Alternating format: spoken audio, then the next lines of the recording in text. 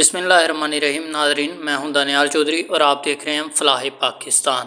ناظرین، آج آپ کو تحریک لبیک کے حوالے سے ایک بڑی خبر دے رہے ہیں۔ یہ جیلم سے یہ خبر ہے۔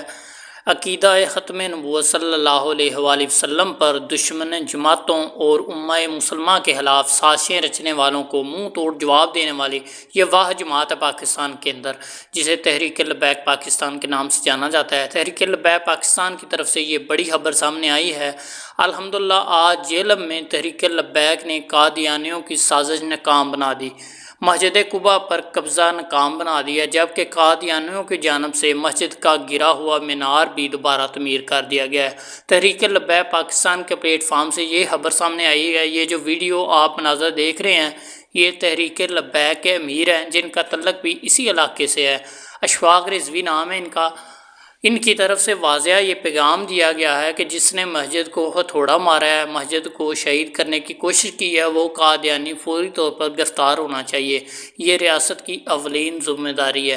یہ بات حقیقت ہے کہ یہ جو قادیانی ہیں، انہوں نے اسلام کے اندر کافی انتشار پھیلانے کی کوشش کی ہے۔ ایسے معاملات پہ فوری طور پر نمٹنا چاہیے تاکہ کسی بھی قسم کے ہنگامی حالات وہ پیدا نہ ہوں۔ ناظرین، اس کے علاوہ آپ نے ایک اور چیز نوٹس کی ہوگی کہ تحریک لبیک پاکستان گزشتہ 2 سالوں سے مقبول ترین جماعت ہے پاکستان کے اندر۔ پہلے بھی یہ مقبول ترین تھی، لیکن جب بابا جی وفات پا گئے، دنیا فانی سے کوچ کر گئے، اس کے بعد تحریک لبیک نے زیادہ زور پکڑ لیا اور زیادہ پاورفل جماعت بن کے سامنے آئی۔ اور ان کا ایک ہی المیہ ہے، ایک ہی ان کا جو ہے وہ موقف ہے، ایک ہی اعلان ہے کہ ہم عقیدہ ختم نبوت صلی اللہ علیہ وآلہ وسلم پر کسی قسم کا کمپرومائز نہیں کریں گے۔ یہ بات ہے بھی حقیقت، جو مسلمان ہے، جس کے اندر ذرا بر بھی ایمان ہے، جس کے سینے میں موجود، وہ اس چیز پر کبھی کمپرومائز نہیں کرے گا۔